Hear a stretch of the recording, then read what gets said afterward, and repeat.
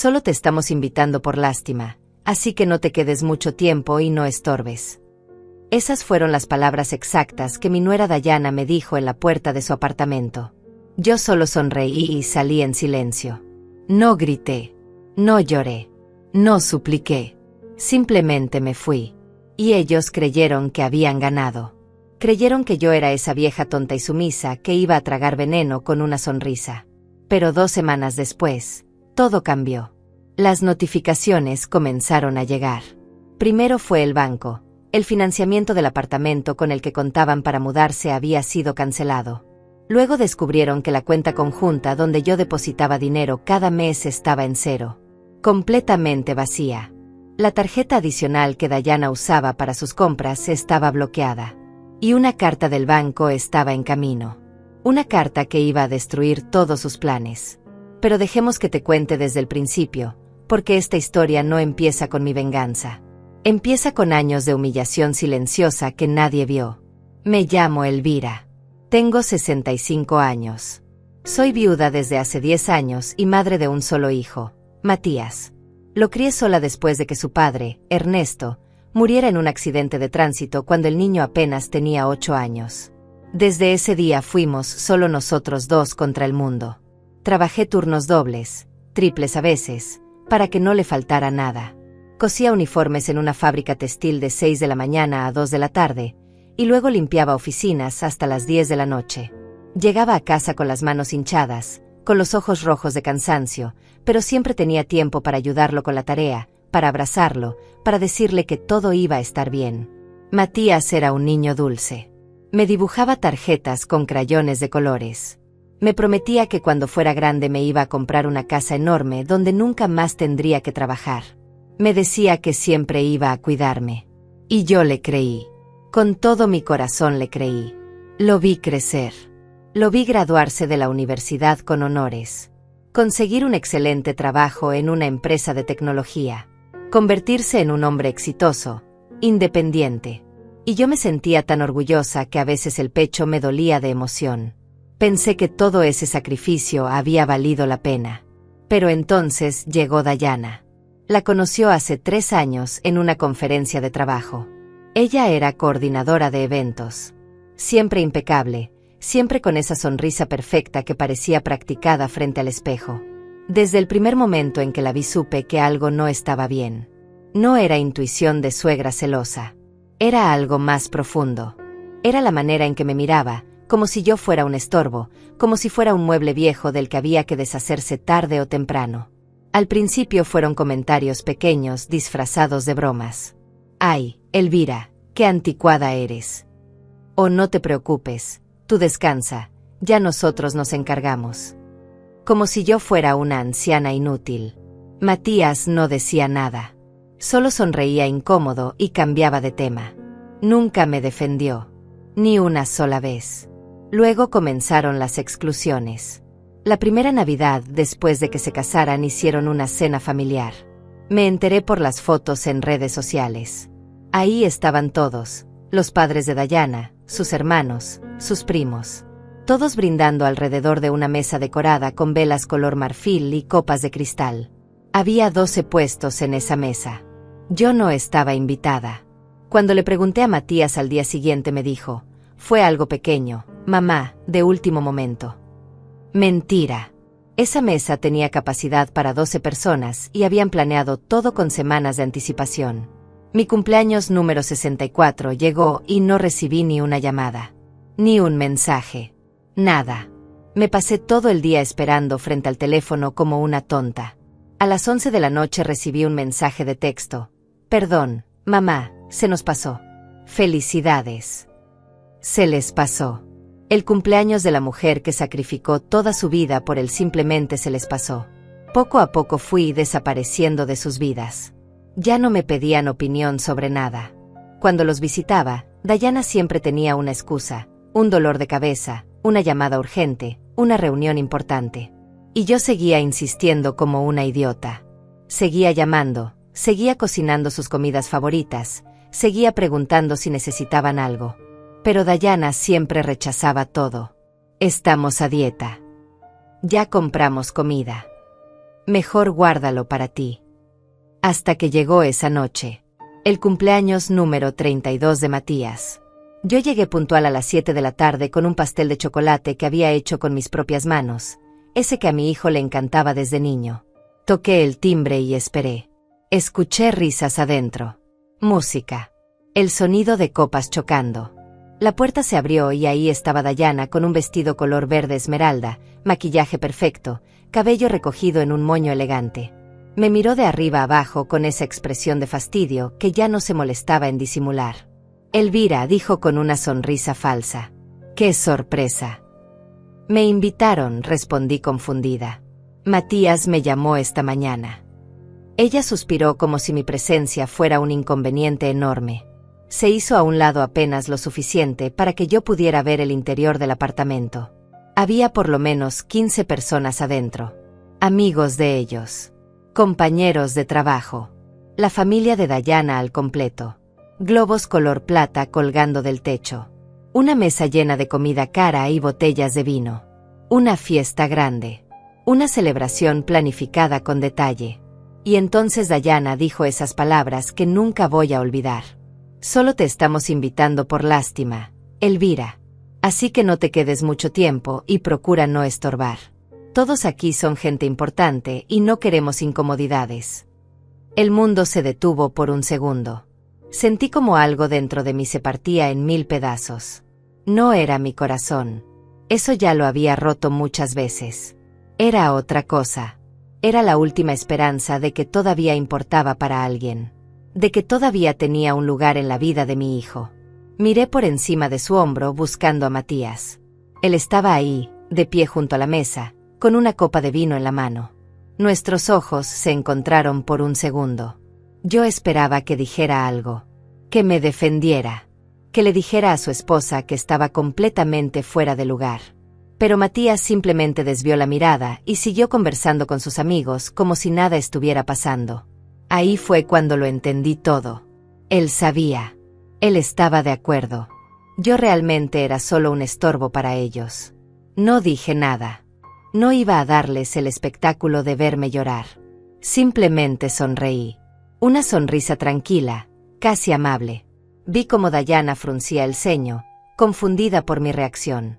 Creo que esperaba gritos o lágrimas. Pero yo ya estaba más allá de eso. Le extendí el pastel que había traído.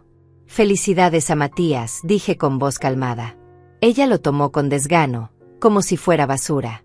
Me di la vuelta y caminé hacia el elevador con la espalda recta y la cabeza en alto.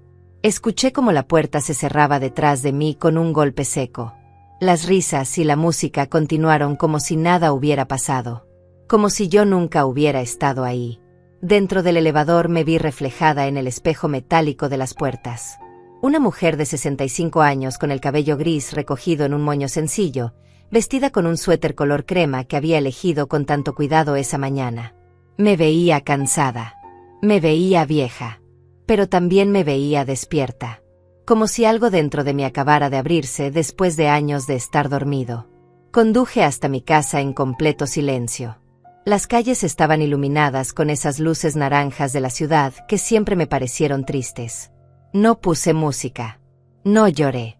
Solo manejaba en automático mientras mi mente procesaba lo que acababa de pasar. Solo te estamos invitando por lástima. Esas palabras daban vueltas en mi cabeza una y otra vez como un disco rayado. Llegué a mi departamento cerca de las 10 de la noche. Vivía sola en un apartamento pequeño pero ordenado en el centro de la ciudad. 2 habitaciones, una sala modesta, una cocina donde casi nunca cocinaba porque ¿para qué cocinar si estás sola? Las paredes eran color beige claro. Todo era funcional. Todo era silencioso. Todo era vacío. Me quité los zapatos y me senté en el sofá sin siquiera encender muchas luces. Solo la lámpara de la esquina proyectaba sombras suaves contra la pared. Cerré los ojos y dejé que los recuerdos vinieran. Porque necesitaba entender cómo había llegado hasta aquí. Cómo había permitido que me trataran así. Pensé en mi madre, Dolores. Ella murió hace 15 años, pero todavía la escuchaba en momentos como este. Era una mujer dura, de esas que sobrevivieron tiempos difíciles sin doblarse. Trabajó limpiando casas ajenas toda su vida para que yo pudiera estudiar. Nunca se quejó. Nunca pidió nada a nadie. Y cuando murió me dejó lo único que tenía, una casa pequeña en las afueras de la ciudad con un jardín lleno de plantas de menta y un porche de madera donde solíamos tomar café por las tardes. Elvira, me decía siempre, una mujer que se respeta a sí misma nunca mendiga amor, ni siquiera de su propia sangre. Yo nunca entendí bien esa frase hasta ahora, hasta esta noche, porque eso era exactamente lo que había estado haciendo durante los últimos 3 años, mendigar las migajas de atención de mi propio hijo. Esa casa que mi madre me dejó ahora estaba alquilada a una pareja joven que pagaba $600 al mes. Yo vivía aquí, en este departamento más céntrico, más cerca de Matías, más cerca de la ilusión de que todavía era parte de su vida. Qué estúpida había sido. Me levanté del sofá y caminé hacia mi habitación. Abrí el closet y saqué una caja de cartón del estante superior. Una caja que había estado guardando ahí durante meses sin atreverme a revisar bien. Dentro había documentos. Muchos documentos. Contratos. Papeles notariados. Cosas que había firmado en los últimos 2 años porque Matías me había pedido que lo hiciera. Es solo una formalidad, mamá. Es para agilizar un trámite. Confía en mí. Y yo confié. Como siempre confiaba. Porque eso es lo que hacen las madres, ¿verdad? Confiamos ciegamente en nuestros hijos, aunque nos estén clavando un cuchillo en la espalda. Extendí todos los papeles sobre la cama y empecé a leer con cuidado. Uno por uno. Línea por línea. Y con cada página que pasaba sentía como la tristeza se transformaba en algo diferente. En rabia. En claridad. En determinación fría. El primer documento era un contrato de préstamo hipotecario. Un apartamento nuevo en una zona exclusiva de la ciudad.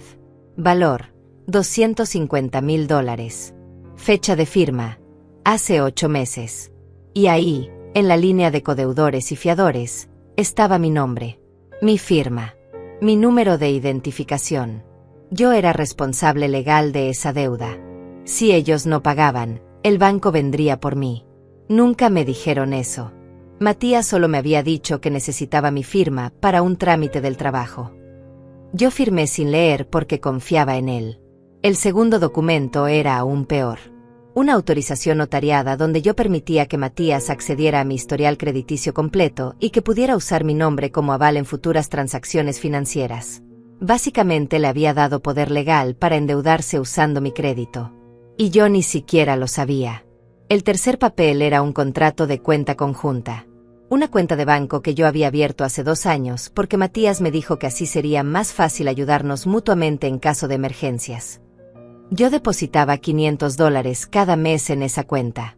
Dinero que venía de mi pensión y del alquiler de la casa de mi madre. Pensé que era un fondo de emergencia para los dos. Pero según los movimientos bancarios que venían adjuntos, ellos habían estado retirando ese dinero mensualmente. Todo. Hasta el último centavo. Lo usaban para sus gastos personales, para sus salidas, para sus caprichos. Me senté en la orilla de la cama con los papeles temblando en mis manos. No de miedo, de rabia.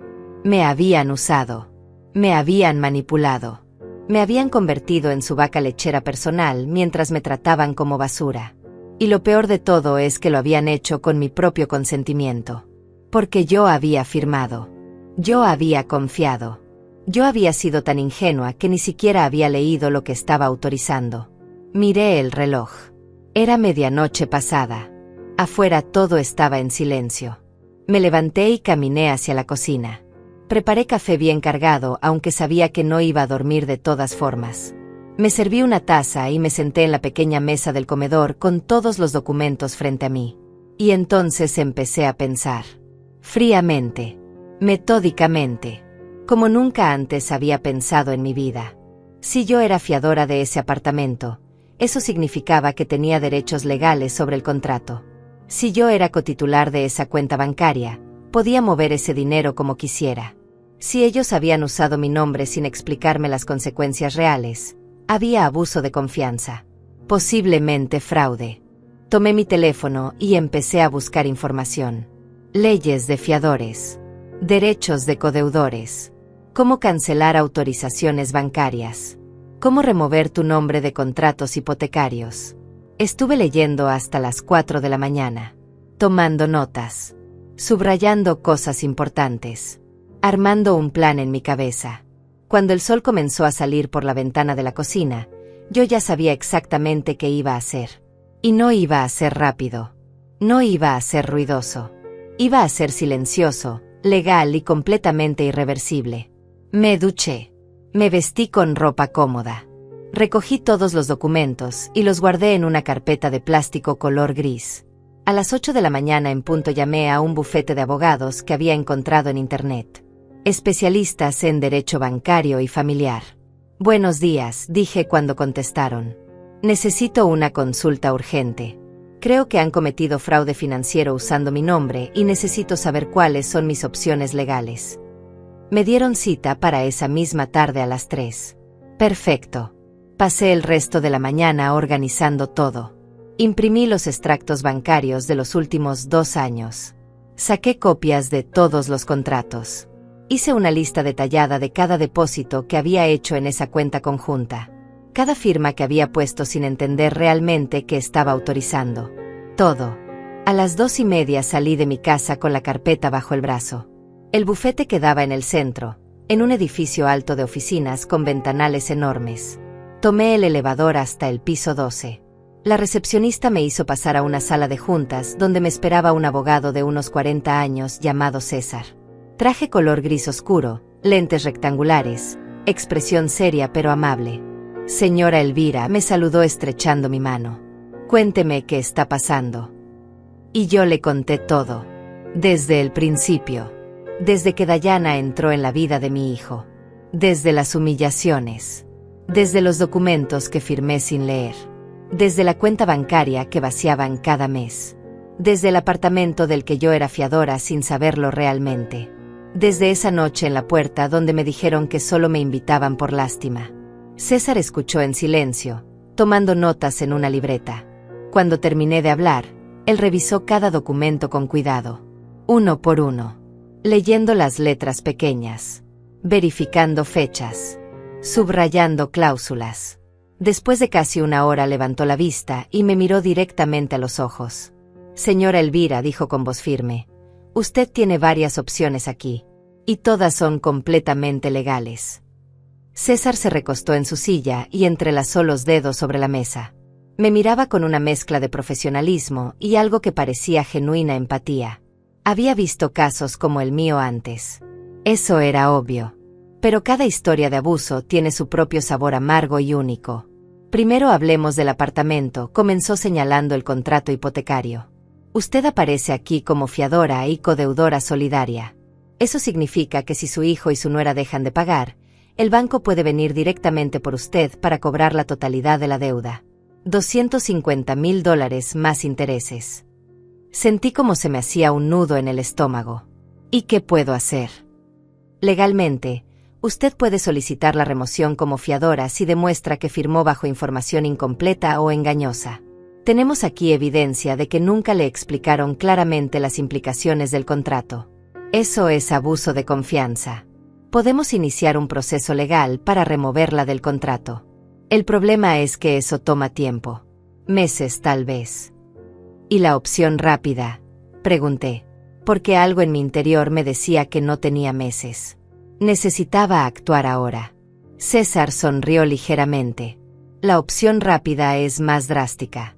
Usted como codeudora tiene el derecho de exigir la liquidación inmediata de la deuda o la venta del inmueble si considera que su patrimonio está en riesgo. Básicamente puede forzar la cancelación del crédito. Si ellos no pueden pagar la totalidad del préstamo de inmediato, el banco ejecuta la garantía y el apartamento vuelve a la institución financiera. Ellos pierden el inmueble y usted queda libre de responsabilidad. ¿Es legal eso? Completamente. Está estipulado en el contrato. Cláusula 17. Inciso B. Los codeudores pueden exigir liquidación anticipada si consideran que existe riesgo de impago. Y créame, con los antecedentes que me está mostrando aquí, cualquier juez va a entender que usted tiene razones suficientes para proteger su patrimonio. Asentí lentamente. ¿Qué más? La cuenta bancaria conjunta continuó pasando a otro documento. Aquí la situación es más sencilla. Usted es cotitular. Eso significa que tiene pleno derecho sobre el dinero depositado. Puede retirar todo, cerrar la cuenta, o simplemente dejar de depositar. Ellos no pueden hacer nada legalmente para impedirlo. Y la tarjeta adicional que le di a mi nuera. Esa tarjeta está a su nombre. Usted es la titular principal. Puede cancelarla cuando quiera con una simple llamada al banco. No necesita autorización de nadie. Sentí como algo cálido comenzaba a crecer en mi pecho. No era odio. Era poder. Control. La sensación de que por primera vez en años yo tenía las cartas en mis manos. Hay una tercera cosa, dijo César sacando otro papel. Esta autorización que firmó dándole acceso a su historial crediticio y permitiéndole usar su nombre como aval. Esto es más delicado porque técnicamente usted dio consentimiento. Pero nuevamente, hay evidencia de que no le explicaron las implicaciones reales. Podemos revocar esta autorización de inmediato con un documento notariado. Una vez revocada, cualquier uso futuro de su nombre sería ilegal. ¿Cuánto tiempo toma todo esto? Si usted quiere mover rápido, podemos tener todo listo en una semana. Documentos notariados, solicitudes al banco, notificaciones legales. Todo. Pero necesito saber algo, señora Elvira. Se inclinó hacia adelante y me miró fijamente. ¿Está segura de que quiere hacer esto? Porque una vez que iniciemos este proceso, no hay vuelta atrás. Su relación con su hijo va a cambiar para siempre. Tal vez se destruya completamente. Me quedé en silencio por un momento. Pensé en Matías de niño dibujándome tarjetas con crayones. Pensé en todas esas noches que me quedé despierta trabajando para darle una vida mejor. Pensé en sus promesas de que siempre iba a cuidarme. Y luego pensé en él esa noche en su fiesta, desviando la mirada mientras su esposa me humillaba en la puerta. Mi relación con mi hijo ya está destruida, dije con voz firme. Solo que yo era la única que no quería verlo. Así que sí. Estoy completamente segura. César asintió. Muy bien. Entonces empecemos. Pasamos las siguientes 2 horas revisando cada detalle. Firmé autorizaciones. Llené formularios. Di instrucciones específicas sobre cómo quería proceder. César me explicó que todo el proceso sería silencioso. Ellos no sabrían nada hasta que las notificaciones oficiales empezaran a llegar. Y para entonces ya sería demasiado tarde para detenerlo. Salí de ese edificio cerca de las 6 de la tarde. El sol comenzaba a ocultarse tiñendo el cielo de naranja y violeta. Caminé hasta mi carro con la carpeta vacía bajo el brazo. Todos los documentos se habían quedado con César. Ahora eran evidencia legal. Ahora eran mi munición. Conduje de regreso a casa sintiendo algo extraño. No era felicidad exactamente. Era algo más profundo. Era la sensación de haber recuperado mi dignidad. De haber dejado de ser víctima. Durante los siguientes 4 días no pasó nada. Matías no llamó. No escribió. Silencio absoluto. Yo tampoco intenté contactarlo. Por primera vez en 3 años no estaba corriendo detrás de él rogando por atención. Y se sentía liberador. El 5.º día recibí una llamada de César. Señora Elvira, ya tenemos todos los documentos listos. Mañana a primera hora vamos a presentar la solicitud de liquidación del crédito hipotecario ante el banco. También vamos a notificar formalmente la revocación de todas las autorizaciones que firmó. Está lista. Completamente lista, respondí sin dudar. Bien. Una cosa más. Le sugiero que esta misma tarde vaya al banco y retire todo el dinero de la cuenta conjunta. Déjela en 0. Y cancele esa tarjeta adicional. Hágalo antes de que ellos se den cuenta de lo que está pasando. Colgué el teléfono y me quedé mirando la pared por un momento. Este era el punto sin retorno. Una vez que hiciera esto, la guerra estaba declarada oficialmente. Pero ya no había miedo en mí. Solo determinación. Me cambié de ropa. Me puse un pantalón color café y una blusa color crema. Me recogí el cabello. Me vi al espejo. Esa mujer que me devolvía la mirada ya no era la misma que había salido humillada de ese apartamento hace una semana. Esta mujer tenía los ojos fríos y la mandíbula apretada. Esta mujer había despertado. Llegué al banco a las 4 de la tarde. Era una sucursal grande con pisos de mármol brillante y aire acondicionado helado.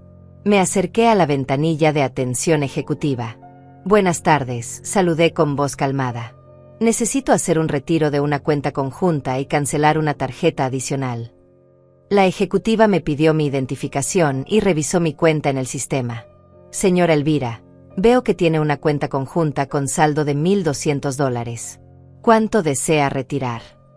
Todo, dije sin titubear. Quiero cerrar la cuenta completamente. Y también necesito bloquear de inmediato la tarjeta adicional número 55778. Ella me miró sorprendida pero profesional. ¿Estás segura? Esta operación es irreversible. Completamente segura. Me hizo firmar varios documentos. Autorizaciones de cierre. Cancelación de productos. Bloqueo permanente de tarjeta. Todo. 15 minutos después salí del banco con un cheque de $1,200 en mi cartera y la satisfacción de saber que Dayana iba a intentar pagar algo con esa tarjeta y le iba a rebotar. Esa noche dormí profundamente por primera vez en semanas. Sin pesadillas. Sin ansiedad. Solo el sueño tranquilo de alguien que finalmente había tomado el control de su propia vida. Al día siguiente en la mañana, mientras tomaba café en mi cocina, sonó mi teléfono. Era César. Ya está hecho, dijo simplemente. El banco recibió la solicitud de liquidación. Van a notificar a su hijo en las próximas 48 horas. Tiene 30 días para pagar la totalidad del crédito o el inmueble será ejecutado. También enviamos las revocaciones de autorización. Todo está en marcha. Colgué y me quedé mirando mi taza de café. Las manos me temblaban ligeramente.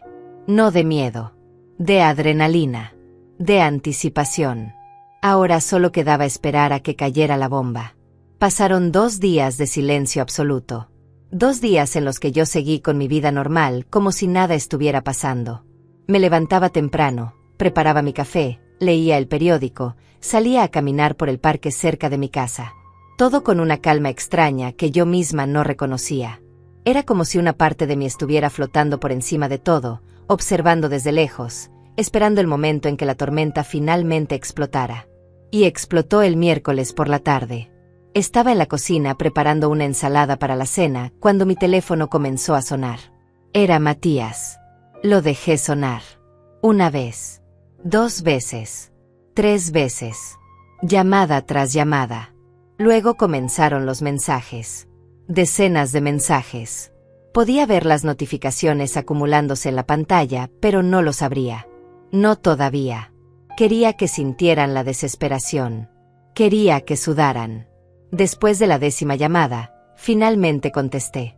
Hola, Matías, dije con voz tranquila, casi aburrida. Mamá, ¿qué demonios hiciste? Su voz sonaba aguda, desesperada, casi histérica. Nunca lo había escuchado así. Ni siquiera cuando era niño y se caía de la bicicleta. ¿Disculpa? No entiendo a qué te refieres. No te hagas la tonta. El banco nos acaba de notificar que tenemos que pagar el apartamento completo en 30 días o lo pierden.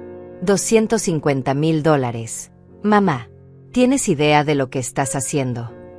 Me senté en una silla de la cocina y crucé las piernas. Miré mis uñas con fingida indiferencia. Ah, eso. Sí, ejercí mi derecho como codeudora de proteger mi patrimonio. Algo completamente legal según el contrato que tú me hiciste firmar. ¿O acaso olvidaste mencionar que me estabas haciendo responsable de una deuda de $250,000? Eso fue un trámite normal. Todos los bancos piden fiadores. No seas ridícula. Ridícula. Sentí como la rabia comenzaba a hervir debajo de mi aparente calma. ¿Ridícula es la palabra que elegiste? ¡Qué interesante! Porque yo diría que ridícula fui cuando firmé papeles sin leer porque confiaba ciegamente en mi hijo. Ridícula fui cuando seguía depositando $500 cada mes en una cuenta que ustedes vaciaban para sus caprichos. Ridícula fui cuando aparecía con comida casera y me la rechazaban como si fuera basura. Mamá, esto no tiene nada que ver con... Nada que ver. Lo interrumpí con voz cortante. Tiene todo que ver, Matías. ¿O ya olvidaste lo que tu encantadora esposa me dijo en tu cumpleaños? Solo te estamos invitando por lástima. No estorbes. ¿Esas palabras te suenan familiares? Porque a mí se me quedaron grabadas bastante bien. Se hizo un silencio del otro lado de la línea. Podía escuchar su respiración agitada. Podía imaginarlo parado en su sala de estar con el rostro rojo, apretando el teléfono con fuerza, buscando qué decir. Dayana no quiso decir eso de esa manera, intentó defenderse con voz más baja. Ella estaba estresada. Tenía muchas cosas en la cabeza. No lo decía en serio. Ah, no.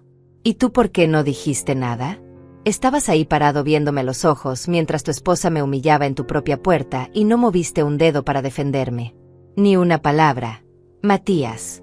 Ni una sola palabra. Yo no quería hacer una escena. Claro, no querías hacer una escena. Pero no tuviste problema en usar mi nombre para endeudarme sin explicarme las consecuencias. No tuviste problema en vaciar la cuenta donde yo depositaba dinero cada mes pensando que era para emergencias. No tuviste problema en excluirme de tu vida poco a poco hasta que me convertí en un estorbo. ¿Sabes qué es lo más triste de todo esto, hijo? Que yo lo hubiera dado todo por ti. Y tú me pagaste con traición. No es traición. Eres mi madre. Se supone que debes ayudarme. Y ahí estaba. La verdad desnuda y cruda. Para él yo no era una persona con sentimientos y dignidad. Yo era un recurso. Una fuente de dinero y favores que él podía explotar a voluntad. Y cuando ya no le servía emocionalmente, simplemente me desechaba, pero mantenía mi utilidad financiera activa. Tienes razón, dije con voz peligrosamente calmada. Soy tu madre. Y como tu madre pasé 30 años sacrificándome por ti. Trabajé doble turno para que no te faltara nada. Me rompí la espalda para pagar tu universidad.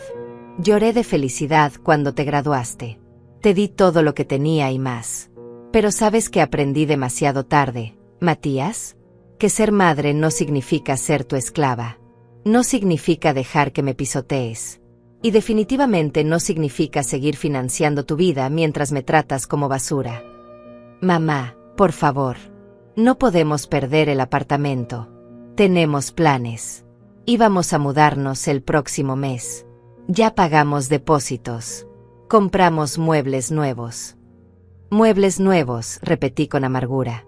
Con el dinero que sacaban de nuestra cuenta conjunta, supongo. Esa que por cierto ya cerré. Ah, y antes de que lo preguntes, también cancelé la tarjeta adicional que Dayana usaba tan generosamente. Ya no va a poder comprar más carteras ni zapatos con mi crédito. ¿Qué? Ahora sí, gritaba. Cerraste la cuenta. Mamá, hay pagos automáticos vinculados a esa cuenta. Servicios. Suscripciones. Qué lástima. Supongo que tendrán que usar su propio dinero ahora. Qué concepto tan novedoso, ¿verdad? No puedo creer que estés haciendo esto. Después de todo lo que hemos hecho por ti. Esas palabras fueron como una cachetada. Solté una risa seca, sin humor. ¿Todo lo que han hecho por mí? Ilumíname. Matías, dime exactamente qué es lo que han hecho por mí. ¿Invitarme a tu boda donde me sentaron en la última mesa con gente que ni conocía? ¿Olvidarse de mi cumpleaños? ¿Excluirme de las cenas familiares? ¿Tratarme como empleada cuando necesitaban que cuidara a su perro? ¿Hacerme sentir que mi presencia era una molestia? Por favor, cuéntame. Estoy ansiosa por saber. Silencio. Un silencio largo e incómodo donde podía escuchar voces de fondo. Dayana estaba ahí. Podía oírla hablando rápido, nerviosa. ¿Qué dice? ¿Ya arregló todo? Dile que tiene que arreglar esto ya. Mamá, la voz de Matías sonaba ahora más controlada, más calculadora. Ese tono que usaba cuando intentaba manipularme. Sé que las cosas no han sido perfectas. Lo admito. Pero somos familia. La familia se perdona. La familia se apoya. No podemos dejar que un malentendido destruya todo lo que tenemos. Un malentendido, repetí las palabras lentamente. Así le llamas ahora. Qué conveniente. ¿Sabes qué es lo más triste, Matías? Que si hubieras venido hace una semana, si hubieras llamado después de esa noche y me hubieras dicho, mamá, Discúlpame, Dayana se pasó de la raya y yo debí defenderte, tal vez las cosas serían diferentes. Si hubieras mostrado aunque sea una pizca de arrepentimiento genuino, tal vez hubiera reconsiderado todo. Pero no lo hiciste. Pasó una semana completa y ni una llamada. Ni un mensaje. Nada. Hasta que el banco te notificó y de repente te acordaste de que tienes madre. Yo iba a llamarte. No mientas. Nunca fuiste bueno mintiendo. Me llamas porque me necesitas. No porque te importo. Y esa es la diferencia entre el amor real y el interés. Está bien. ¿Quieres que me disculpe? Lo siento. ¿Contenta? Ahora arregla esto. Y ahí estaba de nuevo. La verdadera cara. Ni siquiera podía fingir arrepentimiento sincero. Solo quería que solucionara su problema. Como siempre. No, dije simplemente. ¿Qué? Dije que no. No voy a arreglar nada. Tú metiste este desastre. Tú lo arreglas. Tienes 30 días para conseguir $250,000. Eso te da tiempo suficiente para vender algunas de esas cosas caras que compraron con mi dinero. O tal vez los papás de Dayana puedan ayudarlos. Después de todo, ellos sí están siempre invitados a todo, ¿no es así? Los papás de Dayana no tienen ese dinero. Nadie que conocemos tiene ese dinero. Entonces supongo que tendrás que aprender a vivir con las consecuencias de tus decisiones. Como tuve que aprender yo. Mamá, por favor. Ahora su voz se quebraba. Estaba llorando. Por favor, no hagas esto. Somos todo lo que tenemos. Tú y yo. Somos familia. Sentí como algo dentro de mí se apretaba dolorosamente. Porque esa era la voz del niño que yo conocí. El niño que lloraba después de pesadillas y yo lo abrazaba hasta que se calmaba. El niño que me decía que era la mejor mamá del mundo. Pero ese niño ya no existía. Ese niño se había convertido en un hombre que me usaba y me despreciaba en igual medida. No, Matías, dije con voz firme a pesar del nudo en mi garganta. Tú decidiste que ya no éramos familia cuando permitiste que me trataran como basura. Cuando firmaste documentos a mis espaldas. Cuando me robaste mi tranquilidad. Yo solo soy una vieja estorbosa que invitan por lástima. ¿Recuerdas? Esas fueron las palabras textuales. Así que ahora esta vieja estorbosa va a hacer lo que debió hacer hace mucho tiempo, cuidarse a sí misma. Colgué el teléfono antes de que pudiera responder. Las manos me temblaban. El corazón me latía con fuerza. Pero no lloré. Ya no quedaban lágrimas para ellos. Dejé el teléfono sobre la mesa de la cocina y me quedé mirándolo como si fuera una bomba a punto de explotar. Sabía que iba a volver a sonar.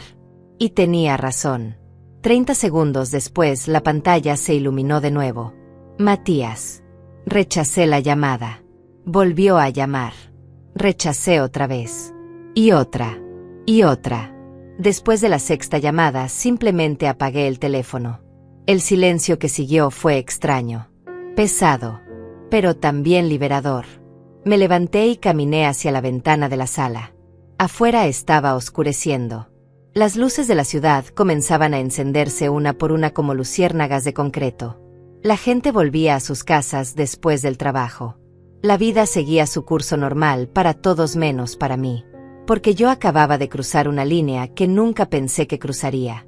Fui a mi habitación y abrí el cajón de la mesita de noche. Ahí guardaba una caja pequeña de madera con incrustaciones de nácar que había pertenecido a mi madre, Dolores. Dentro había cartas viejas, fotografías amarillentas y una libreta gastada donde ella escribía pensamientos. La abrí con cuidado, como si fuera un objeto sagrado. Pasé las páginas lentamente. La letra de mi madre era firme y elegante a pesar de que solo había estudiado hasta 6º grado. Leí algunas entradas al azar. Hoy Elvira cumplió 15 años. Le hice un pastel con lo poco que tenía. Me miró con esos ojos llenos de gratitud que me rompen el corazón. Ojalá pudiera darle más. Ojalá pudiera darle el mundo. Otra entrada de años después. Elvira se casó hoy con Ernesto. Es un buen hombre. Puedo verlo en sus ojos. La va a cuidar. La va a respetar. Eso es lo único que una madre puede pedir. Que su hija encuentre a alguien que la valore. Y una más. escrita solo meses antes de su muerte. Estoy cansada. El cuerpo ya no me responde como antes. Pero no tengo miedo de morir. Hice lo que tenía que hacer. Le di a Elvira las herramientas para ser fuerte. Ahora solo espero que las use cuando las necesite. Cerré la libreta con cuidado y la sostuve contra mi pecho. Ya las estoy usando, mamá, susurré al aire vacío. Perdón por tardar tanto. Esa noche no dormí bien. No por arrepentimiento, sino por adrenalina. Mi mente no dejaba de repasar la conversación con Matías. Cada palabra, cada tono, cada justificación patética. Y mientras más lo pensaba, más clara veía la verdad. Yo había permitido todo esto. Había sido cómplice de mi propia humillación por miedo a quedarme sola. Por miedo a perder al único hijo que tenía. ¿Pero qué sentido tenía aferrarse a alguien que ya te había soltado hace tiempo? A la mañana siguiente encendí el teléfono. Tenía 53 mensajes. 28 llamadas perdidas. La mayoría de Matías, pero también había algunos de números desconocidos que probablemente eran de Dayana usando teléfonos de otras personas. No abrí ningún mensaje. No escuché ningún buzón de voz. Simplemente bloqueé ambos números y dejé el teléfono sobre la mesa. A las 10 de la mañana sonó el timbre de mi apartamento. Me asomé por la mirilla y ahí estaba Matías. Se veía terrible. Ojeras profundas. Cabello despeinado. Camisa arrugada como si hubiera dormido con ella puesta. Estaba solo. Sin Dayana. Qué curioso que ella no viniera a dar la cara. No abrí la puerta. Mamá, sé que estás ahí, dijo con voz ronca. Tu carro está en el estacionamiento. Por favor, abre. Necesitamos hablar. Me quedé en silencio del otro lado, con la espalda contra la pared, escuchando. Mamá, por favor. No puedo perder el apartamento. No puedes hacerme esto. Soy tu hijo. Tu único hijo. Su voz se quebró. Te lo ruego. Abre la puerta. Parte de mí quería abrir. Esa parte maternal que nunca muere completamente, no importa cuánto te lastimen. Esa parte que recuerda cambiar pañales a las 3 de la mañana y curar rodillas raspadas y celebrar cada pequeño logro como si fuera un milagro. Pero otra parte de mí, la parte que finalmente había despertado, sabía que si abría esa puerta todo habría sido en vano. Mamá, Dayana dice que va a hablar contigo. Que va a disculparse. Que todo fue un malentendido. Solo dame una oportunidad de arreglar esto. Dayana dice. Ni siquiera eran sus propias palabras. Ni siquiera podía articular una disculpa genuina sin que su esposa le dictara qué decir. Escuché cómo se dejaba caer contra la puerta. Podía imaginarlo sentado en el suelo del pasillo con la cabeza entre las manos. Se quedó ahí durante casi una hora. Hablando. Suplicando. Llorando. Y yo escuché cada palabra sin moverme. Sin abrir. Sin ceder. Finalmente se fue. Escuché sus pasos alejándose por el corredor. El sonido del elevador. El silencio que volvió. Me senté en el sofá y dejé escapar un suspiro largo. Las manos me temblaban ligeramente. No de miedo, sino de la tensión acumulada. Había logrado resistir. Había logrado mantenerme firme. Y eso era más difícil de lo que jamás imaginé. Los siguientes días fueron una mezcla extraña de calma y tormenta. Matías intentó de todo. Vino 3 veces más a tocar mi puerta. Me esperó en el estacionamiento una mañana, pero yo simplemente le di la vuelta y me fui a caminar por 2 horas hasta que se cansó de esperar. Me mandó flores con una tarjeta que decía, perdóname mamá. Te amo. Las dejé marchitarse en la puerta del edificio sin tocarlas. Dayana también intentó contactarme. Me mandó un audio por WhatsApp antes de que bloqueara su número. Su voz sonaba forzadamente dulce, artificial. Elvira, soy Dayana. Mira, creo que las cosas se malinterpretaron el otro día. Yo no quise sonar grosera. Estaba muy estresada con la organización de la fiesta y dije cosas sin pensar. Eres parte de esta familia y te apreciamos mucho. Podemos resolver esto como adultos, ¿verdad? Llámame cuando puedas. Borré el audio sin terminarlo de escuchar. También me escribió un mensaje largo. Elvira, entiendo que estés molesta, pero esto ya se está saliendo de control. No es justo que castigues a Matías por algo que yo dije. Él te ama. Yo también te aprecio aunque no lo creas. Podemos empezar de nuevo. Podemos ser una familia de verdad. Pero necesitas dar el primer paso y cancelar esa locura con el banco. Está destruyendo nuestras vidas. Por favor, piénsalo. Por Matías. La manipulación era tan obvia que daba risa. Primero intentaba victimizarse. Luego apelar a mis sentimientos maternales. Y finalmente culparme por la destrucción que ellos mismos habían causado. Era un manual clásico de manipulador narcisista. No respondí. El viernes de esa semana, 2 semanas después de aquella noche en su puerta, recibí una llamada de César. Señora Elvira, tengo noticias, dijo con tono profesional. El banco confirmó la ejecución del proceso. Su hijo tiene 18 días restantes para liquidar el crédito o el inmueble será embargado. También me contactaron los abogados de su hijo intentando negociar. Quieren saber si usted estaría dispuesta a retirar la solicitud a cambio de que le paguen mensualmente una cierta cantidad. ¿Cuánto ofrecen? $200 mensuales. Me reí. Una risa amarga y seca. $200. Menos de la mitad de lo que yo depositaba voluntariamente en esa cuenta que vaciaban cada mes. Esa es su idea de una negociación justa. Obviamente es una oferta ridícula. Pero legalmente tengo que informársela. Dígales que no. Dígales que no hay negociación posible. O pagan todo en los próximos 18 días o pierden el apartamento. No hay término medio. Entendido. Hay algo más. Su hijo presentó una demanda alegando que usted está actuando con malicia y que su decisión no tiene fundamento legal. Es un intento desesperado, pero tenía que informárselo. Sentí como la rabia me subía por la garganta. Me está demandando. Sí, pero no se preocupe. Su caso es débil. Tenemos toda la documentación que prueba que usted firmó bajo información incompleta y que tiene todo el derecho de proteger su patrimonio. No va a prosperar. Pero sí significa que esto podría alargarse un poco más en los tribunales. Que lo haga, dije con voz fría. Que gaste dinero en abogados que no tiene. Que se hunda más profundo. Ya no me importa. Colgué y me quedé mirando el teléfono. Mi propio hijo me estaba demandando. El niño que crecí. El niño por el que di mi vida. Me estaba llevando a juicio porque finalmente le dije que no. Esa noche saqué una botella de vino que tenía guardada en la cocina desde hacía meses. Me serví una copa grande y me senté en el balcón de mi apartamento. El aire estaba fresco. La ciudad brillaba allá abajo como un océano de luces. Y yo me sentí extrañamente en paz. Porque por primera vez en años no estaba rogando.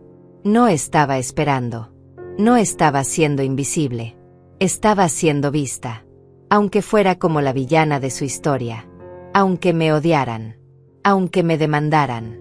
Por lo menos ahora sabían que existía. Tomé un sorbo de vino y levanté la copa hacia el cielo nocturno. Por ti, mamá, susurré. Por enseñarme que una mujer que se respeta a sí misma nunca mendiga amor.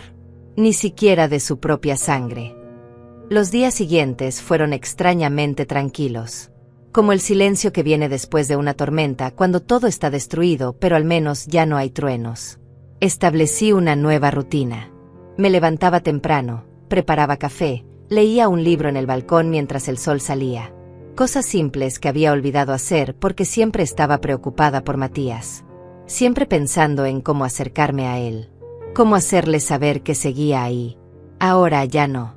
Una tarde, casi 10 días después de la última visita de Matías a mi puerta, decidí hacer algo que había estado posponiendo durante años.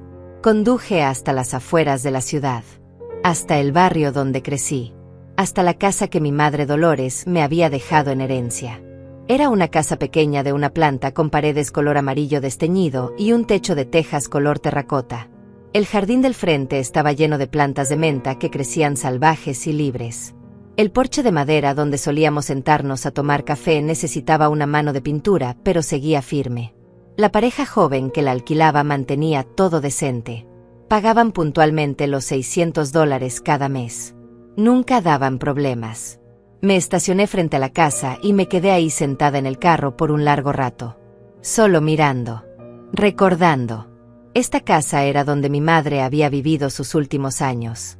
Era donde yo había crecido, donde había aprendido lo que significaba trabajar duro, donde había visto a mi madre regresar cada noche con las manos agrietadas de tanto limpiar casas ajenas, pero siempre con la frente en alto. Saqué mi teléfono y marqué el número de la señora que alquilaba la casa. Respondió al tercer timbre. ¿Señora Elvira? ¡Qué sorpresa! Todo está bien. Hola, Claudia. Sí, todo está bien. Mira, te llamo porque necesito preguntarte algo. ¿Qué tan rápido podrían ustedes buscar otro lugar si yo necesitara la casa de vuelta? Hubo una pausa. ¿Va a vendernos la casa? Porque si es así, mi esposo y yo estaríamos muy interesados. Ya hablamos de eso varias veces. Esa opción ni siquiera se me había pasado por la cabeza. No había pensado en vender. Pero déjame preguntarte, ¿cuánto podrían ofrecer? Hemos ahorrado unos $40,000. Sé que no es mucho, pero podríamos conseguir un préstamo por el resto. La casa está valuada en unos $80,000 según vimos en internet. $80,000. No era una fortuna, pero tampoco era poco. Y de repente una idea comenzó a formarse en mi cabeza. Una idea loca. Una idea liberadora. Déjame pensarlo, le dije. Te llamo en unos días. Colgué y me quedé mirando la casa por la ventana del carro. ¿Qué estaba haciendo viviendo en ese departamento céntrico pequeño y triste cuando podría estar aquí? En el lugar donde mi madre me crió. En el lugar que tenía historia. Que tenía alma. Que tenía paz. Regresé a mi apartamento con esa idea dando vueltas en mi cabeza. $80,000 por la casa. Más los ahorros que tenía en el banco.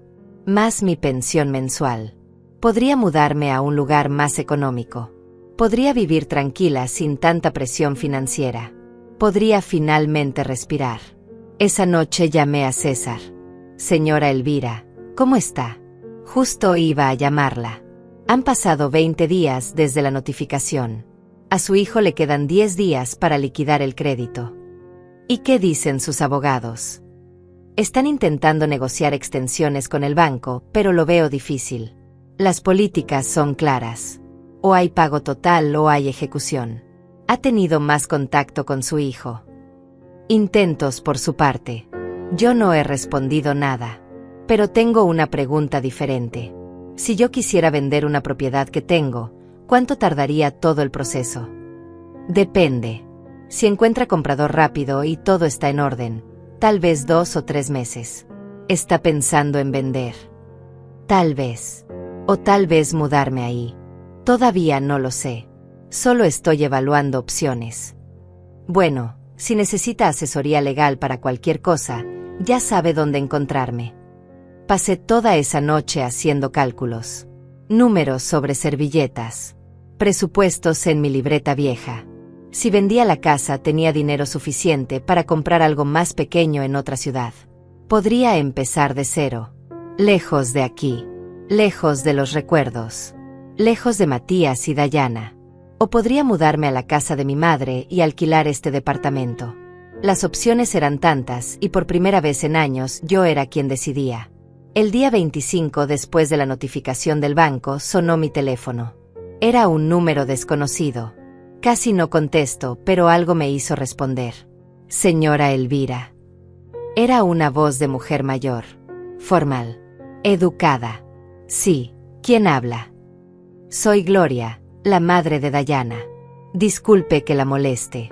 Conseguí su número con una amiga en común. Necesito hablar con usted urgentemente. Es sobre mi hija y su hijo. Sentí como se me tensaba la mandíbula. La madre de Dayana. La mujer que siempre había estado en todas las cenas familiares mientras yo era excluida. La que aparecía en todas las fotos con su nieto inexistente mientras yo desaparecía de la narrativa. No tengo nada que hablar con usted, dije fríamente. Por favor, solo escúcheme 5 minutos. Después, si quiere colgarme, está en todo su derecho. Pero déjeme explicarle algo que tal vez usted no sepa. Algo en su tono me hizo dudar. No sonaba prepotente ni manipuladora. Sonaba cansada, derrotada incluso. 5 minutos, dije. Gracias. Mire, yo sé que usted piensa que nosotros somos una familia perfecta, Que siempre hemos estado del lado de Dayana en todo. Y tiene razón en parte. Yo crié a mi hija para que fuera fuerte, independiente, exitosa. Pero también la crié con valores equivocados. Le enseñé que el dinero lo es todo. Que casarse bien es más importante que casarse enamorada. Que la imagen vale más que los sentimientos. Guardé silencio, dejándola hablar. Cuando Dayana conoció a Matías, yo estaba feliz. No porque él fuera un buen hombre, que lo es, sino porque tenía un buen trabajo. Porque venía de menos, y eso significaba que iba a valorar el estilo de vida que nosotros podíamos ofrecerle. Yo empujé ese matrimonio. Yo planté en la cabeza de mi hija la idea de que usted era un estorbo. Que las suegras siempre son problema. Que era mejor mantenerla alejada. Sentí como la rabia comenzaba a hervirme en el pecho. ¿Y por qué me está diciendo todo esto ahora? ¿Qué quiere? ¿Que retire la demanda del banco? ¿Que perdone a su hija y vuelva todo a ser como antes? No, dijo con voz quebrada. No espero nada de usted. Solo quiero que sepa que me equivoqué. Que destruí algo que no debí destruir. Porque ahora que todo se está cayendo a pedazos, ahora que Matías y Dayana están desesperados, ahora que han venido a rogarme a mí que les preste dinero que no tengo, recién veo el monstruo que ayudé a crear. ¿No tienen el dinero?, pregunté con genuina curiosidad. No, mi esposo y yo estamos jubilados. Vivimos de pensión. La casa donde vivimos todavía tiene hipoteca. No tenemos $250,000. Nadie en nuestra familia tiene esa cantidad. Y créame que Dayana ha llamado a cada pariente que tenemos rogando por ayuda. Algo en mi interior se sintió extrañamente satisfecho con esa información. No era alegría exactamente. Era justicia. Ellos pensaron que podían usar mi nombre, mi crédito, mi dinero, y que yo simplemente iba a aceptarlo por ser familia. Nunca calcularon que yo pudiera decir basta. Señora Elvira, continuó Gloria, yo no la conozco. No sé qué tipo de mujer es usted. Pero por lo poco que he visto en estos días de desesperación, puedo decir que usted crió a un hijo que tuvo todo lo que necesitaba. Educación. Oportunidades. Y él eligió desperdiciar eso. Eligió morder la mano que le dio de comer.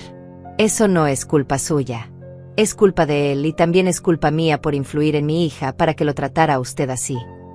¿Por qué me está diciendo todo esto?, pregunté con voz cansada. Porque alguien tiene que pedirle perdón. Y ese alguien soy yo.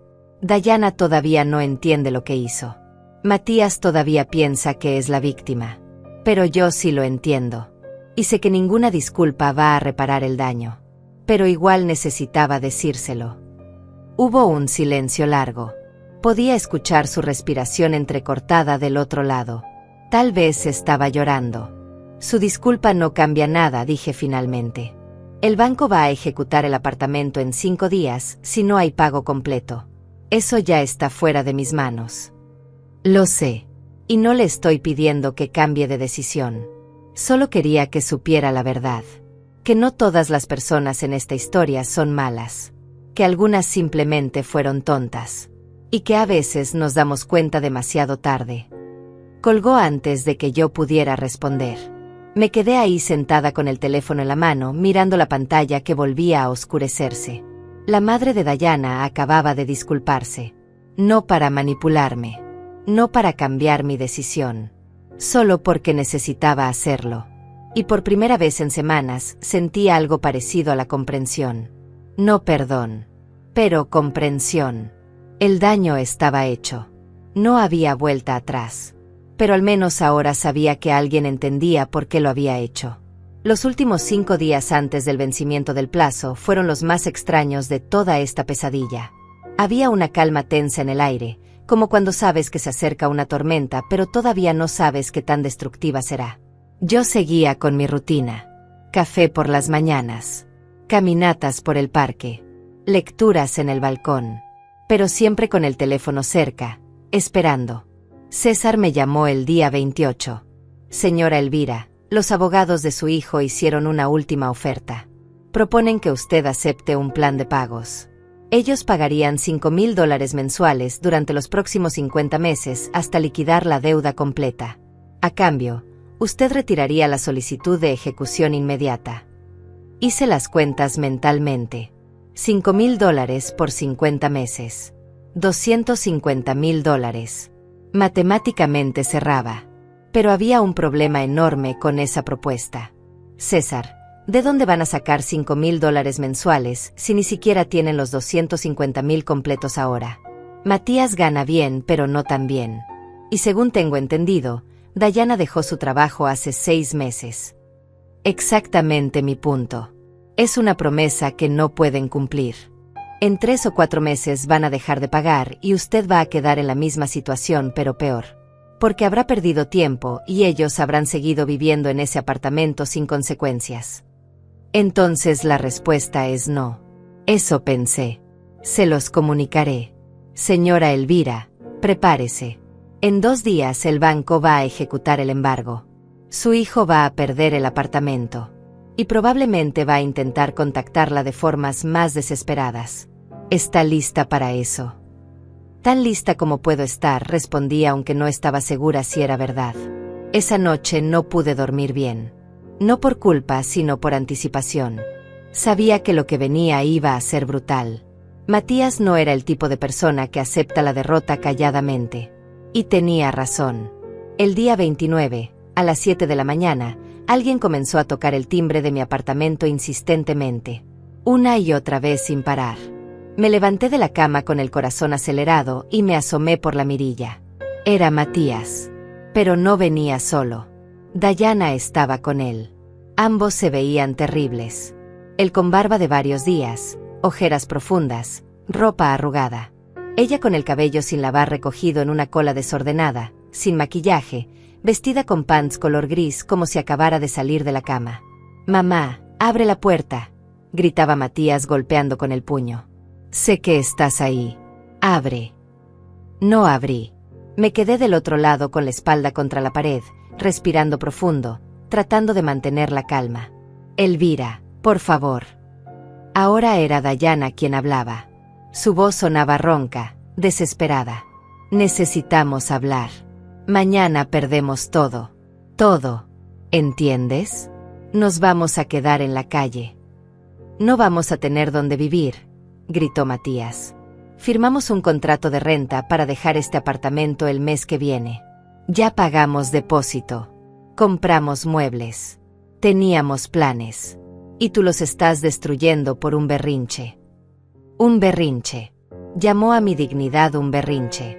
«No es un berrinche, Matías», grité de vuelta desde adentro. Ya no podía quedarme callada. «Es consecuencia. Algo que tú nunca aprendiste porque siempre te rescaté de todo. Entonces rescátame ahora. Una última vez. Te lo juro que vamos a cambiar. Vamos a incluirte en todo. Vamos a valorarte. Pero necesitas hacer esto por mí». «Una última vez», repetí con amargura. ¿Cuántas últimas veces he escuchado esa frase en mi vida, Matías? ¿Cuántas veces te di una oportunidad más? ¿Cuántas veces perdoné cosas que no debí perdonar? Y siempre terminaba en el mismo lugar. Invisible. Usada. Despreciada. «Elvira, yo me disculpo», gritó Dayana. «Lo que te dije esa noche fue horrible. Lo admito. Estaba enojada por otras cosas y me desquité contigo. Pero no lo decía en serio. No quería lastimarte». «Mentira», grité con toda la fuerza que tenía. «Claro que lo decías en serio. Llevabas 3 años tratándome como basura. Esa noche solo dijiste en voz alta lo que siempre pensaste. Y lo peor de todo es que Matías te dejó. Él te dejó humillarme. Él eligió tu lado una y otra vez». Escuché sollozos del otro lado. Dayana estaba llorando. Matías estaba llorando. Pero yo ya no sentía compasión. Esas lágrimas llegaron demasiado tarde. Después de años de desprecio. Después de meses de ser tratada como un estorbo. Después de usar mi nombre para endeudarse sin mi conocimiento real. Después de vaciar la cuenta donde yo depositaba mi dinero con tanto esfuerzo. «Mamá», la voz de Matías ahora era apenas un susurro roto.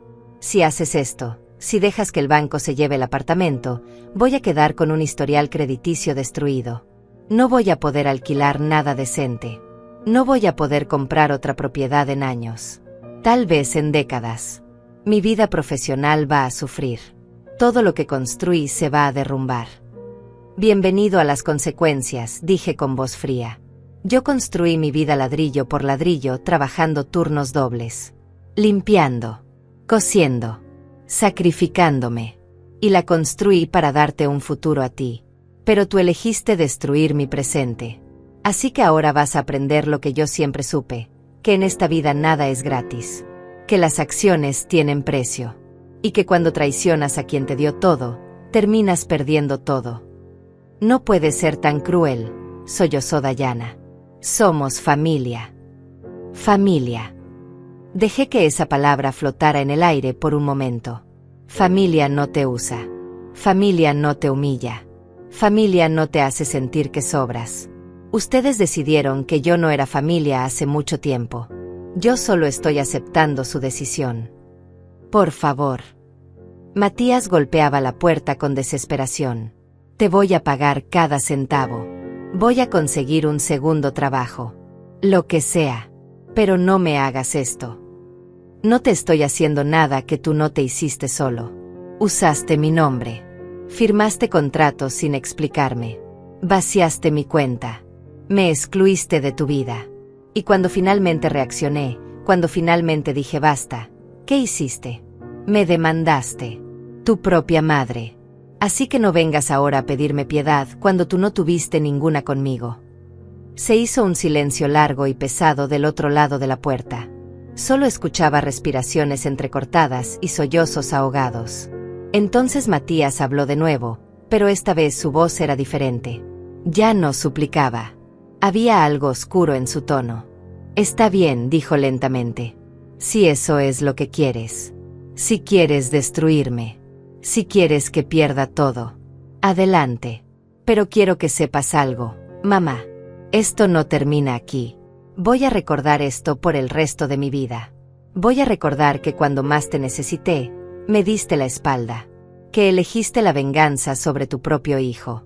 Y cuando seas vieja de verdad, cuando estés enferma, cuando necesites ayuda, voy a recordar este día.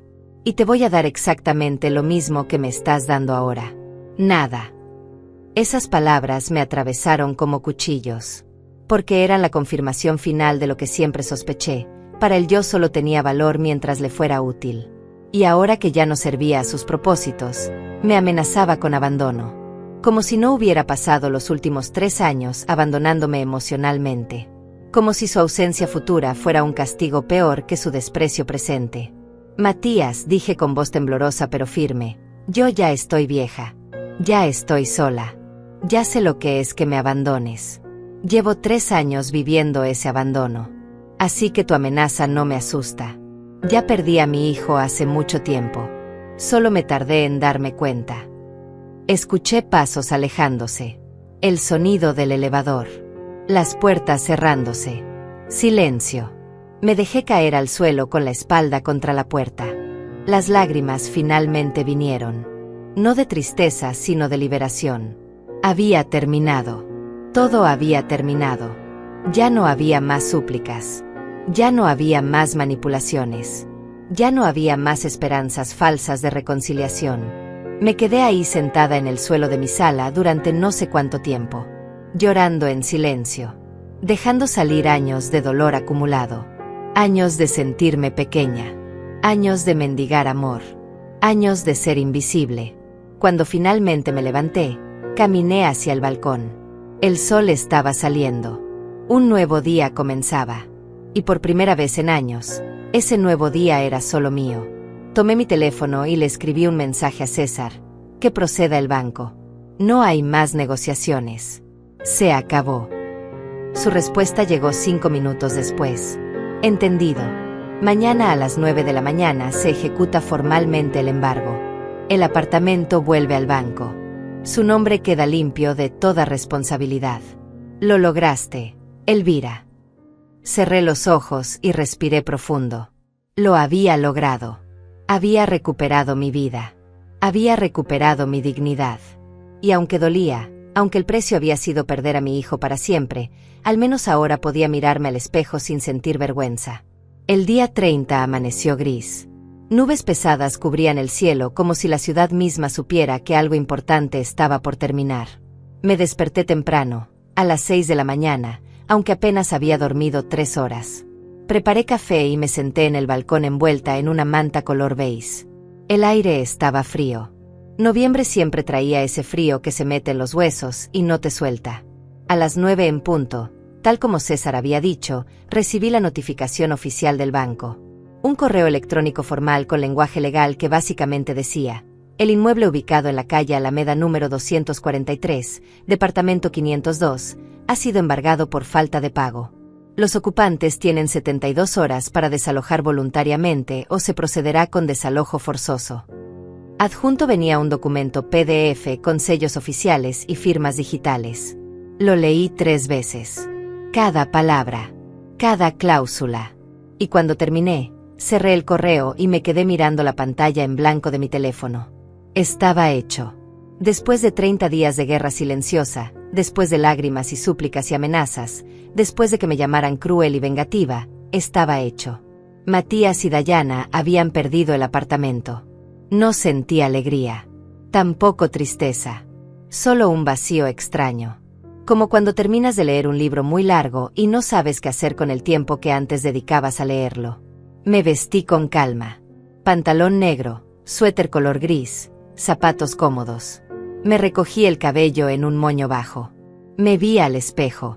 Las arrugas alrededor de mis ojos parecían más profundas. El cansancio de las últimas semanas se notaba en mi rostro. Pero también había algo diferente.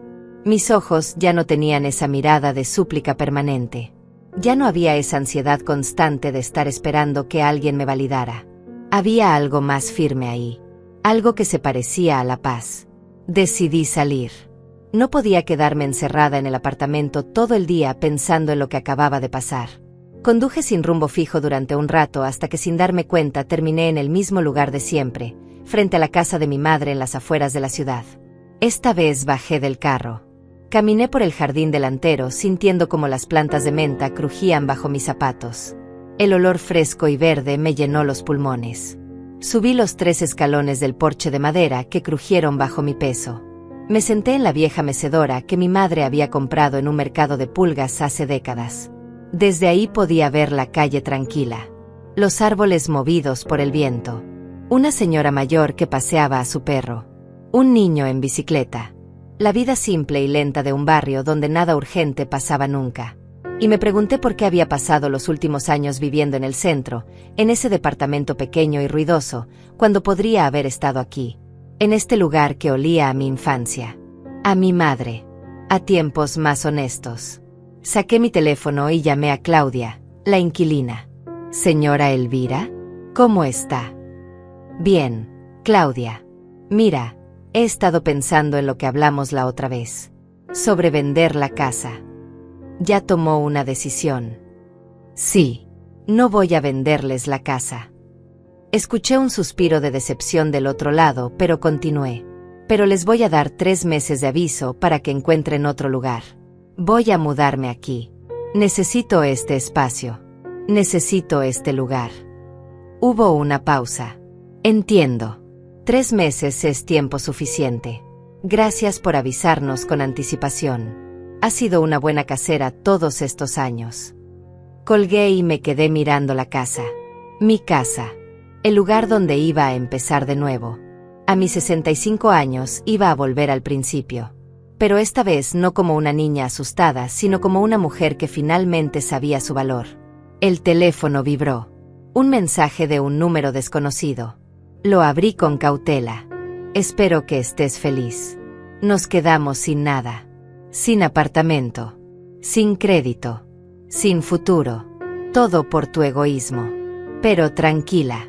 Algún día vas a necesitar algo de nosotros, y ese día vas a recordar lo que hiciste. Era de Dayana. Reconocí su estilo de escritura lleno de drama y victimización. No respondí. Simplemente bloqueé el número. Ya no tenía energía para sus manipulaciones. 5 minutos después llegó otro mensaje. Otro número desconocido. Esta vez era más largo. Mamá. Hoy nos entregaron la notificación oficial. Tenemos 3 días para sacar nuestras cosas del apartamento. 3 días para desarmar la vida que construimos. Los muebles que compramos. Los planes que teníamos. Todo destruido.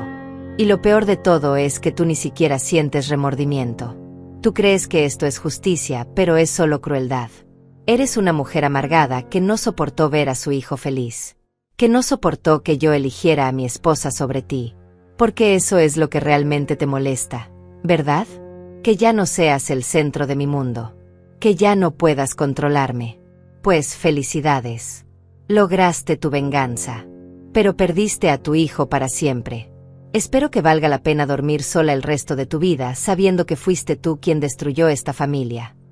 Leí el mensaje completo sin emociones. Cada palabra estaba diseñada para herirme. Para hacerme sentir culpable. Para manipularme una última vez. Pero ya no funcionaba. Porque yo sabía la verdad. Yo no destruí nada. Yo solo dejé de sostener algo que ya estaba roto. Escribí una respuesta. La primera y última que les iba a dar. Matías. No destruí tu vida. Solo dejé de financiarla. No arruiné tu futuro. Solo protegí el mío. No te abandoné. Tú me abandonaste hace años cuando elegiste el desprecio sobre el respeto. Cuando elegiste la comodidad sobre la honestidad. Cuando elegiste usar mi nombre sin mi conocimiento real. Yo te di 30 años de mi vida. Te di todo lo que tenía. Y tú me pagaste con humillación. Así que no me arrepiento. No siento culpa. Solo siento alivio de que finalmente puedo vivir sin cargar con gente que no me valora. Te deseo lo mejor. En serio. Ojalá aprendas de esto. Ojalá crezcas. Ojalá algún día entiendas que el amor no es usar a las personas hasta que ya no sirvan. Pero ese ya no es mi problema. Cuídate. Envié el mensaje y bloqueé ese número también. Apagué el teléfono completamente. Ya no quería saber más. Ya no necesitaba saber más. Me quedé sentada en ese porche durante horas. Viendo cómo el sol se movía por el cielo. Viendo cómo las sombras cambiaban de lugar. Viendo cómo la vida seguía pasando con o sin drama. Con o sin Matías. Con o sin el dolor de las últimas semanas. Cuando comenzó a oscurecer, entré a la casa. Claudia había dejado todo impecable. Los pisos brillaban. Las ventanas estaban limpias. Olía a limpio y a lavanda. Caminé por las habitaciones vacías de muebles, pero llenas de recuerdos. El cuarto donde yo dormí de niña. La cocina donde mi madre preparaba café cada mañana. La sala donde nos sentábamos a ver televisión en ese aparato viejo que tardaba 5 minutos en encender. Y me di cuenta de algo importante. Esta casa nunca se sintió vacía aunque no hubiera nadie.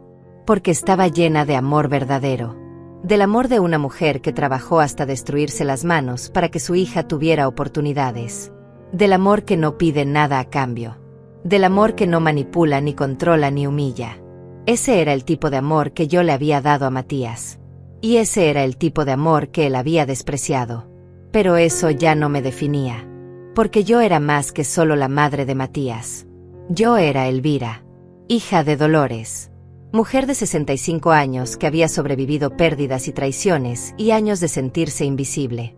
Y que finalmente había encontrado la fuerza para decir, ya no más. Salí de la casa y cerré la puerta con llave. Volví a mi carro. Conduje de regreso a mi departamento con las ventanas abiertas, dejando que el viento frío me golpeara la cara. Y por primera vez en meses, tal vez en años, me sentí ligera. Como si hubiera soltado un peso que cargaba en los hombros desde hace tanto tiempo que ya ni recordaba cómo se sentía caminar sin él. Esa noche, cuando llegué a casa, me preparé una cena simple. Pasta con salsa de tomate, pan tostado, un vaso de vino tinto. Me senté en mi pequeña mesa del comedor y comí despacio, saboreando cada bocado, sin prisa, sin ansiedad, sin estar pendiente del teléfono esperando que alguien me necesitara. Y cuando terminé, lavé los platos, apagué las luces, me puse el pijama y me acosté en mi cama. Cerré los ojos. Y por primera vez en 30 días dormí profundamente. Sin pesadillas. Sin culpa. Sin miedo. Solo el sueño tranquilo de alguien que finalmente había elegido su propia paz sobre la comodidad de otros. 3 meses después todo había cambiado. Era febrero y el calor comenzaba a llegar con esa intensidad que te hace buscar sombra a cualquier hora del día. Yo ya estaba completamente instalada en la casa de mi madre. Había vendido la mayoría de los muebles de mi departamento anterior y comprado cosas nuevas para este lugar. Cosas que elegí yo. Cosas que me gustaban a mí. Un sofá color verde oliva. Cortinas de lino blanco. Una mesa de madera vieja que encontré en un mercado de antigüedades y que restauré con mis propias manos. El jardín del frente ahora estaba mejor cuidado. Podaba las plantas de menta cada semana. Sembré rosas color rosa suave en las esquinas. Pinté el porche de blanco y cambié la mecedora vieja por una nueva pero del mismo estilo. Este lugar se había convertido en mi santuario. En mi refugio. En mi hogar verdadero. Había establecido una rutina simple y reconfortante. Me levantaba con el sol. Preparaba café en la cafetera italiana que había pertenecido a mi madre. Salía al porche a leerlo todo mientras tomaba mi primera taza del día. Luego caminaba por el barrio durante 1 hora. Saludaba a los vecinos que ya me conocían. La señora del perro. El señor que vendía pan casero en su casa. Los niños que iban a la escuela. Por las tardes a veces cocinaba. Recetas que había olvidado. Recetas que mi madre me enseñó de niña. Sopa de lentejas. Arroz con pollo. Pan dulce. Cocinaba no porque alguien me lo pidiera, sino porque me daba placer. Porque el olor de la comida llenaba la casa y me hacía sentir viva. Por las noches leía o veía películas viejas. A veces llamaba a una prima lejana con la que había reconectado después de años. Hablábamos de la vida, de recuerdos, de nada importante. Y eso era suficiente. No había vuelto a saber nada de Matías directamente. Pero una vez, caminando por el centro cuando fui a hacer unos trámites al banco, lo vi de lejos. Estaba saliendo de un edificio de oficinas. Se veía más delgado, más cansado. El traje que llevaba puesto era el mismo que le conocía de hace 2 años. Ya no tenía ese aire de seguridad que siempre lo caracterizó. Caminaba con los hombros caídos, mirando el teléfono, completamente absorto en su propio mundo. Me escondí detrás de un poste. No porque tuviera miedo, sino porque no quería el drama. No quería la confrontación. No quería romper la paz que tanto me había costado construir. Lo vi subirse a un autobús público. Él, que siempre presumía su carro último modelo. El carro que probablemente tuvo que vender para pagar deudas. Sentí algo. No era satisfacción exactamente. Tampoco era tristeza. Era algo más parecido a la aceptación. Él estaba viviendo las consecuencias de sus decisiones. Y yo estaba viviendo la paz de las mías. Una tarde de marzo recibí una llamada de César. Señora Elvira, ¿cómo está? Hace tiempo que no hablamos. Muy bien, César. Instalada en mi nueva casa. Tranquila. ¿Y tú? ¿Cómo van las cosas? Bien. Te llamo porque finalmente se cerró todo el tema legal. La demanda que tu hijo había presentado fue desestimada completamente. El juez falló a tu favor en todos los puntos. Tu nombre quedó completamente limpio. No hay ninguna deuda asociada a ti. Eres libre oficialmente. Libre oficialmente. Esas palabras sonaron como música. Gracias, César. Por todo. Por guiarme en esto. Por no juzgarme. No hay nada que agradecer. Hiciste lo correcto. Y espero que ahora puedas disfrutar de tu vida sin ese peso encima. Colgué y me quedé mirando el jardín por la ventana de la sala. Libre. Después de años de cargar con responsabilidades que no me correspondían. Después de años de sentirme atada a gente que me drenaba emocionalmente. Finalmente era libre. Esa misma semana pasó algo inesperado. Estaba regando las plantas del jardín cuando vi un carro estacionarse frente a mi casa. Era un carro modesto, color blanco. De él bajó Gloria, la madre de Dayana. Traía un ramo de flores color amarillo en las manos. Me tensé inmediatamente. No sabía qué esperar. Pero ella caminó hacia mí con paso lento, casi tímido. Elvira, dijo con voz suave. Disculpa que venga sin avisar. Sé que tal vez no quieras verme. Pero necesitaba hacer esto. ¿Qué cosa? Pregunté sin hostilidad, pero tampoco con calidez. Traerte esto. Me extendió las flores. Y decirte que tenías razón. En todo. Mi hija y tu hijo están viviendo ahora en un apartamento pequeño en una zona económica.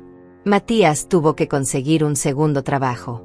Dayana tuvo que volver a trabajar. Están luchando. Están pagando consecuencias. ¿Y sabes qué es lo más triste? Que finalmente están aprendiendo. ¿Aprendiendo qué? Que la vida no les debe nada. Que no pueden usar a las personas. Que el respeto se gana, no se exige. Dayana me llamó llorando la semana pasada. Me dijo que ahora entiende todo lo que hiciste por Matías.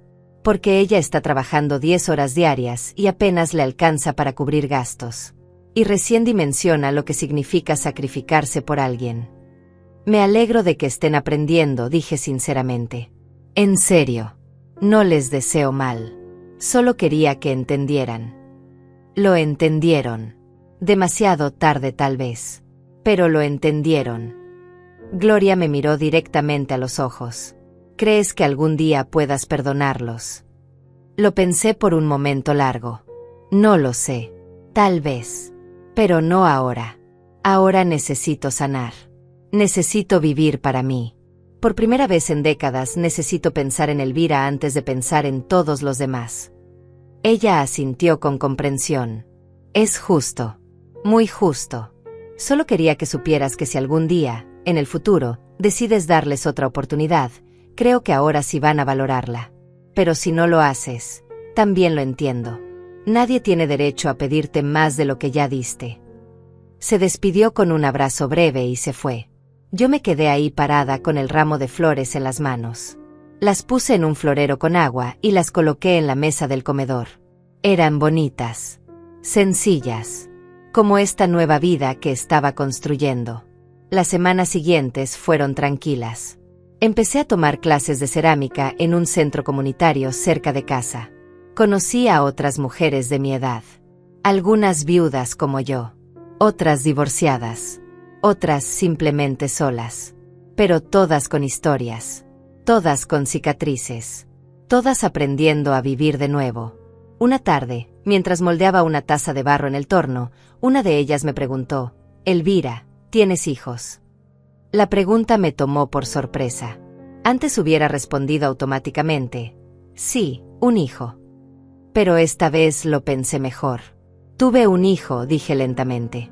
Pero ya no tenemos relación. Fue doloroso pero necesario. Ella asintió sin juzgar.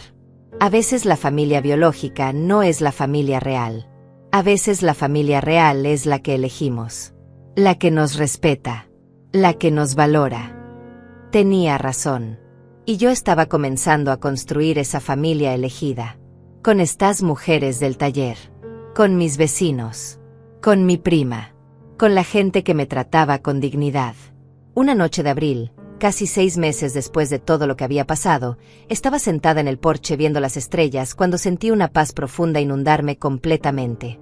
No era felicidad eufórica. Era algo mejor. Era contentamiento.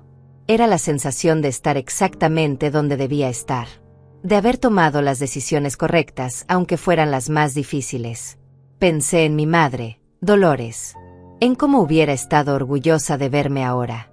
En cómo hubiera aplaudido mi valentía. En cómo hubiera dicho, así se hace, hija. Así se defiende una su dignidad.